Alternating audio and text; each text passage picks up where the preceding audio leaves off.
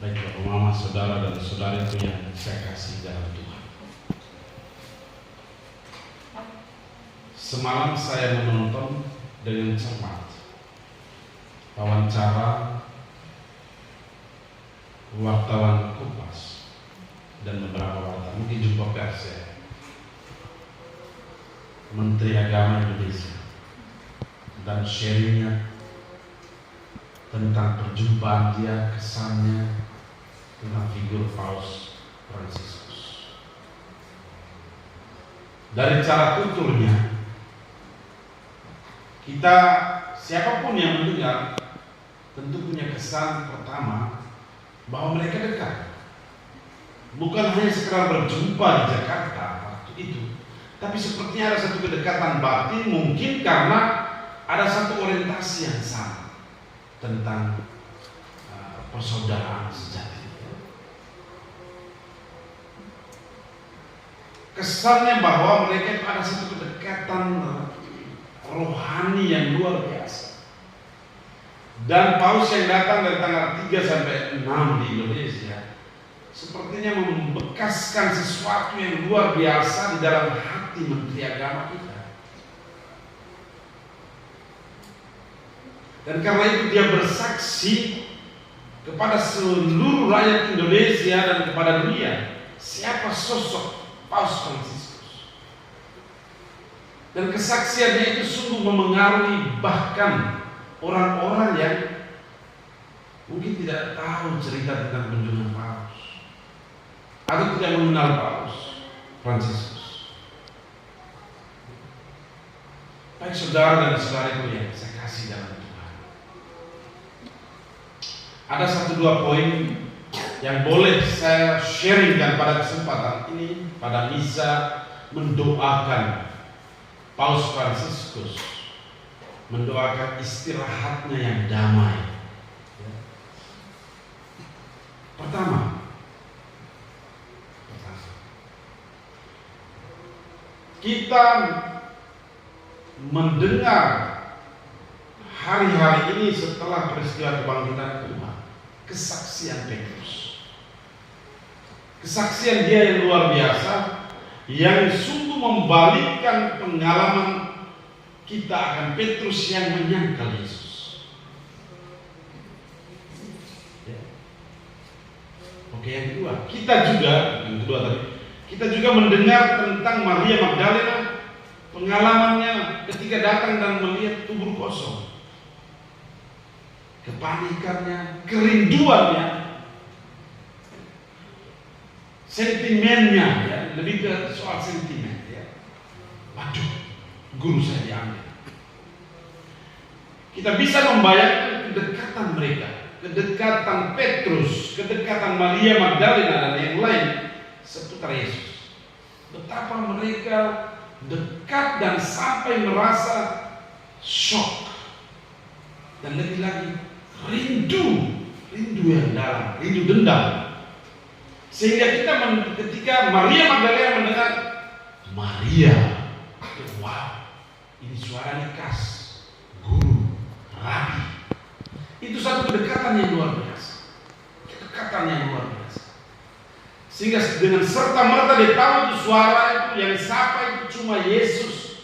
Tidak ada yang sapa dengan nada suara ini lalu memanggil Maria. Maka tadi saya baca, saya tekan. Memang Maria banyak sekali. Dulu di sini banyak Maria juga kan. Ada Maria Toker, semua Maria di sini. Maria Baptidas, segala macam Maria. Tapi Maria ya Yesus sapa itu dia punya nada, tona beda dan menggambarkan satu hubungan yang luar biasa dalamnya, hubungan rohani, spiritual yang luar biasa. Sehingga bisa dengar itu saja langsung bilang Rabuni, guru. Saudara dan saudari. Poin yang kedua yang kita pelajari dari ini adalah bagaimana di saat kita merayakan Paskah, kita masih di hari ke-3 Oktav. Coba kita mengevaluasi sejauh mana kita punya kalau bahasa intimasi ya, hubungan yang intim dengan Tuhan. Sedalam apa? Sehingga kita bisa punya kerinduan. Bukan hanya itu, sehingga kita bisa beri kesaksian. Itu lebih penting. Kita mengevaluasi ya, di hari Oktav Paskah yang ketiga ini. Coba kita mengevaluasi sejauh mana atau sedalam apa kita punya hubungan dengan Tuhan. Sehingga kita ada kerinduan, sehingga kita bisa merasakan, mengalami kehadirannya, bahkan lewat apapun suara, langsung kita, oh ini guru, oh ini Yesus, oh ini dia dalam gambaran orang ini, oh ini dalam gambaran. Kita mengevaluasi. Dan dalam evaluasi ini di poin yang ketiga, saya mengajak untuk belajar dari sosok atau figur Fransiskus, Paus. Paus Fransiskus punya intimasi dengan Allah. Dia punya kedekatan dengan Tuhan. Dan kedekatan dia itulah yang membuat dia menjadi begitu seorang paus yang modern dan progresif, sehingga dia mendengar suara Allah dalam tangisan orang-orang kecil, orang-orang yang tertindas, orang-orang yang terpinggirkan, bahkan termasuk kaum-kaum yang dianggap remeh dalam masyarakat. Dan lebih lagi, Paus ini punya keintiman relasi dengan Allah sampai dia bisa mendengar teriakan suara Allah dalam tangisan alam yang dirusakkan, ekologi yang rusak.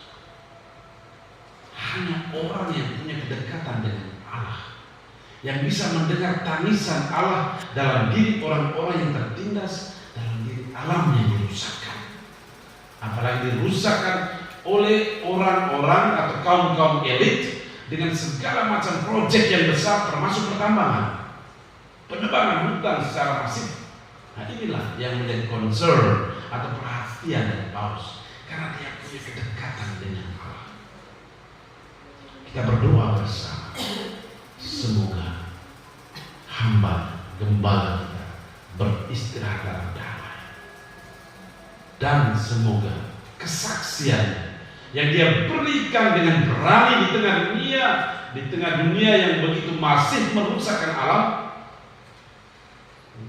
semoga kesaksiannya itu memengaruhi kita, roh yang sama memengaruhi kita, dan terlebih roh kebangkitan Tuhan memengaruhi kita agar kita berani bersaksi, dan lebih lagi supaya kita punya relasi yang dalam, yang dekat dengan Yesus yang bangkit, sehingga kita tidak pernah ragu untuk terus bersaksi. Semoga demikian.